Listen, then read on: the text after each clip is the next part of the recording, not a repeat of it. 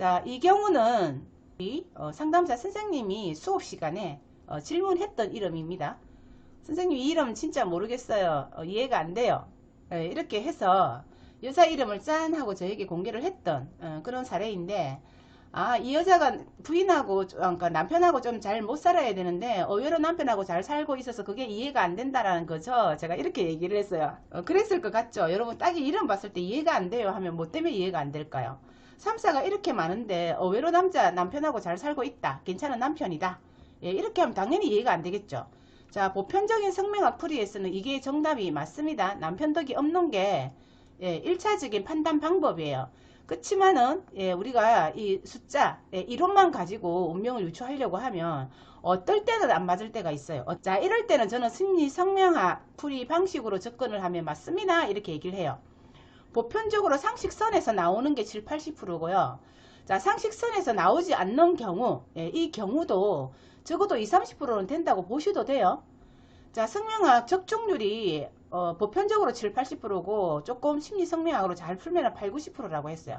최고 90%까지 봅니다. 100%는 없습니다. 그래서 제가 하는 심리 성명학에서는 보편적인 이런 풀이 방식을 기본으로 하고, 이게 감명법이죠.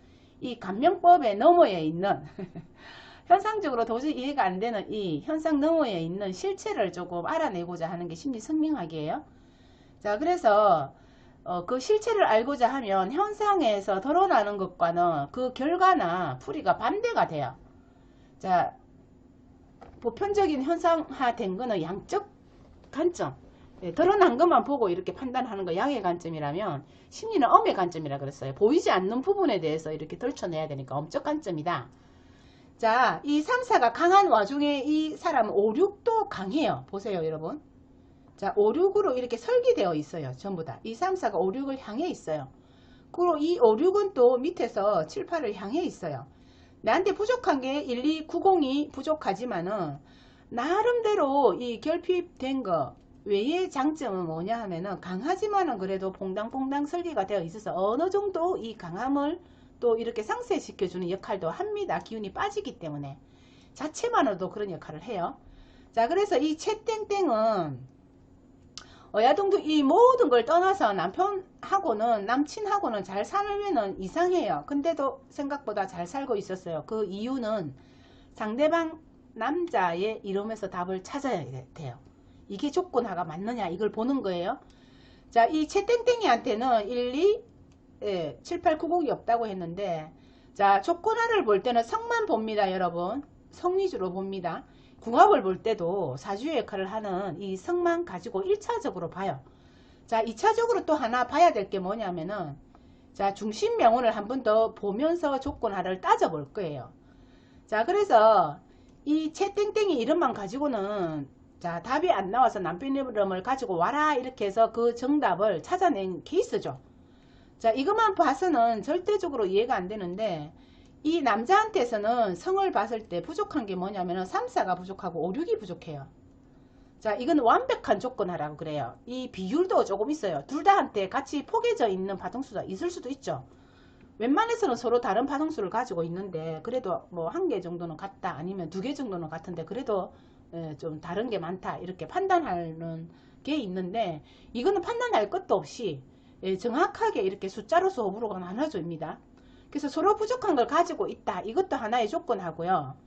또 뭐냐 하면은 여자한테 3, 4는 이 존재만으로도 남편복이 없다 그랬어요. 왜냐하면 이 상간의 기운이 강하면은 남편 자리인 관성을 극하는 기운이 있기 때문에 이것만으로도 안 좋다 이렇게 판단을 많이 해요.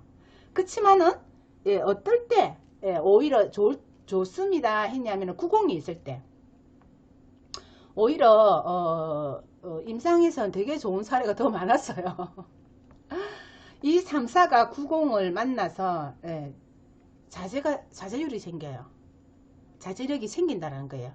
7, 8을 극하는 기운이 좀 없어지는 거, 상쇄되는 거예요. 내 남편 자체가 7, 8이잖아요. 이 7, 8을 극하려고 하니 내 남편 자체가 90을 가지고 있어. 그래서 그 남편한테 눌림을 당해서 내 남편을 극하지 못하는 헤게모니한 그런 관계를, 삼각관계를 이루고 있는 거예요. 자, 이런 경우 주로 이 3, 4의 성격을 잘 맞춰준다 생각하시면 돼요. 자, 지배한다 생각하지 마시고요. 90 인성 같은 경우는 그 자체가 엄청 지배력이 강하진 않아요. 막 이렇게 또 성정 자체가 아주 좀 강하게 그죠? 성격이 뭐 강해가지고 나쁘게 이렇게 나오는 경우는 적어요. 그래서 이 90이 3, 4를 보고 있을 이 90 입장에서 3, 4는 이 90 입장에서는 두려운 존재가 아니에요. 두려운 존재도 아니고 그렇다고 뭐 만만한? 예, 편안한 거라고 봅시다. 이제 수기운은 엄의 엄이잖아요. 영 같은 경우는 엄의 엄이죠. 수기운이 강한 사람 입장에서는 이 3, 4가 필요해요. 그리고 또 3, 4 하기운이 강한 사람 입장에서는 90이 필요해요. 서로 필요한 요소를 가지고 있는 거예요. 너무 강하기 때문에. 자, 이렇게 만들어라 그래도 여러분 못 만들어요. 이게 인연이 아닐까 하는 저는 생각을 했어요. 이 사람들 완전 완벽한 인연법이다. 그렇지만 보편적인 성명학에서는 어떻게 나오겠어요? 완벽한 극작용이기 때문에 완벽하게 다르기 때문에 이 부분은 못 살아요가 결론이에요. 근데 심리 성명학에서는 어떻다고요? 이 조건화를 보기 때문에 완벽하게 인연법으로 좋은 만남이다 이렇게 판단을 하는 거예요. 왜냐하면은 사람은 살아가는데 이 오행이 다 필요하다 그랬어요. 그렇지만은 내가 극도로 필요한 오행이 나한테 없다 그러면 같이 살고 있는 사람한테 내가 필요한 요소가 다 있다 이러면은 같이 살고 있으면서 그 파동에 대한 어떤 조건화를 이루어요. 이렇게 그러한 성격이나 이런 것들을 자신도 모르게 자기가 활용하고 있다, 쓰고 있다 이렇게 보시면 돼요. 많이 닮아간다 이렇게 보시면 돼요. 90은 또 이 잠깐만요. 8을 가지고 있고 90을 가지고 있어요. 자, 젊었을 때 뭐 연애를 하거나 젊은 시절 이렇게 가르칠 때 보면 8, 90이 많아요. 상대적으로. 자, 이럴 때 1차적인 성격이 뭐예요? 뭐 그래도 엄청 막 그 파닥파닥거리진 않을 것 같죠. 느긋할 것 같죠. 좀 성향이나 이런 것들이 나름의 그죠? 정서적으로 좀 편안하다는 느낌을 받을 거예요. 90이 많아서 물론 문제가 되는 것도 있는데 어여둥둥 3, 4 입장에서 보면은 굉장히 편안한, 정서적으로 편안한 그런 성격의 소유자라고 느껴질 거예요. 자기 자신만의 어떤 성격만 보면 스트레스에도 취약하고 어떤 감정 기복도 많고 이렇게 하는데 이 남편 정땡땡만 보면 그러한 감정 기복이나 이런 거, 불안함이나 이런 것들이 없어진다라는 거죠. 없어지기 때문에 이상하게 이 남자만 보면은 나는 같이 살면은 편안하고 좋아. 그래서 계속 끌림이 와.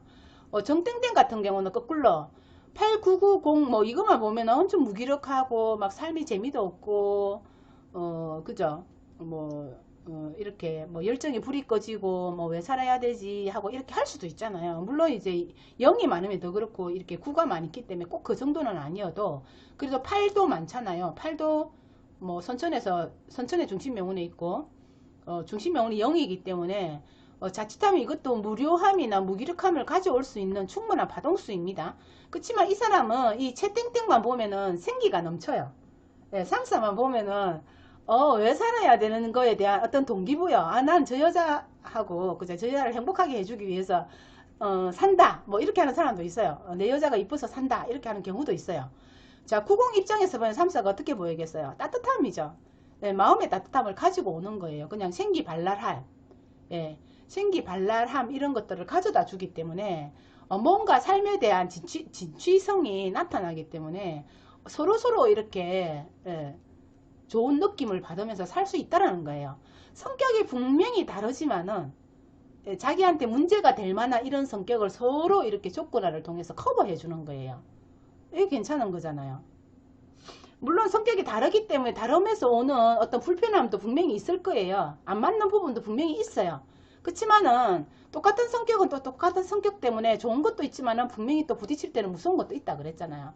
누구를 만나도 우리는 이 지구에 태어난 이상은 여러 가지 문제점을 가지고 살아요. 인생의 과정은 분명히 있기 때문에 가지고 사는데 딱히 완벽하게 좋다 이런 거는 드물어요. 간혹은 있지만은 그 역시도 그 두 부부가 살아가면서 겪어야 될 일들이 소소하게는 일어나요. 크게 겪느냐 작게 겪느냐, 크게 겪으면 크게 성장하고 작게 겪으면 무난하게 넘어가는 거 이런 거예요. 자, 내가 감당할 수 있는 만큼만 오는 게 가장 좋겠죠. 그래서 이 두 부부 같은 경우는 자, 서로 필요한 거 서로가 가지고 있기 때문에 괜찮아요. 그래서 살 수 있어요. 이게 결론이었어요.